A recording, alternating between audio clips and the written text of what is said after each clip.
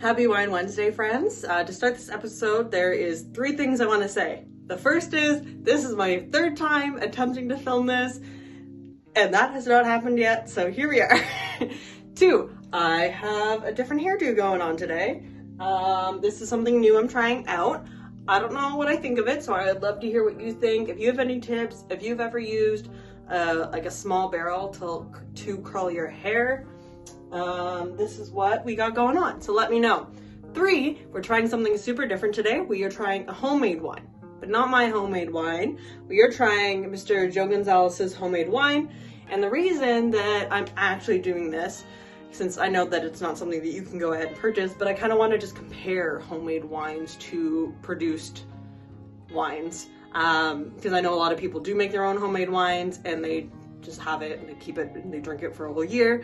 And if that's something you're toying with, maybe this might help you, maybe it won't. At least it's some food for thought. So about the wine, we got Happenings Wine 2019 varietal. I'm going to butcher this for the 3rd time, whatever it is, trying to pronounce the type of grape.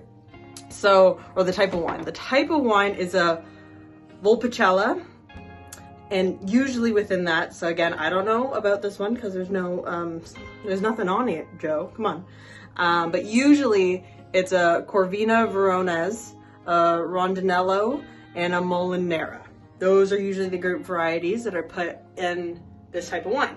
So I've already opened it, so I can't open it with you guys, but what I found was interesting was that it's kind of a smaller stopper, or cork. Usually it's a little bit longer. I thought that was interesting. But I already have some poured, so I'm gonna pour a little bit more. And what I noticed is what, to me, was that it's this deep, deep red. You can't really see through it. It's a beautiful color, but it does leave some foam and almost like sediment around the glass, which you don't normally get.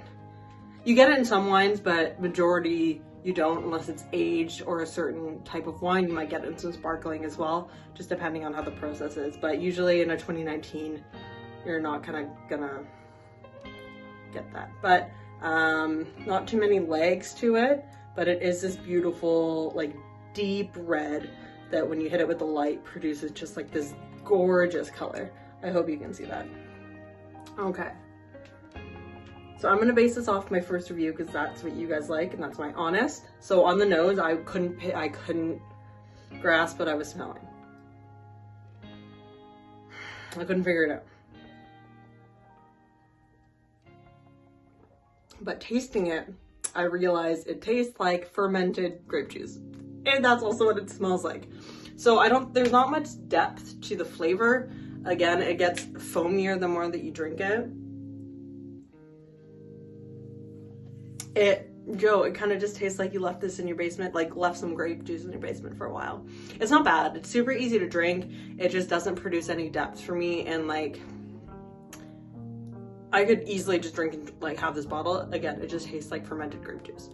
But I've also never had this varietal before. So I don't know if they all taste like this or if it's just the fact that it's homemade.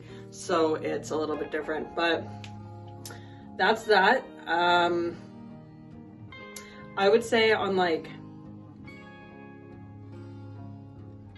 easeability to drink, it'd be like in the 6s, but because for me it doesn't produce like any real depth to the wine itself is only like a 4.7. Again, super easy to drink, it's still enjoyable, it's just kind of flat on the mouth. It feels like there should be tannins in it, but there's not, which is interesting. Like I want to go like, but I don't have to. So that's a little bit different. But that's this quick and dirty Wine Wednesday for you guys. Let me know if you've ever thought about producing your own homemade wine. If you have, your thoughts on it, how it's paired up to any other wines that you have. And if you've had Joe's wine, what would you score it? See you guys.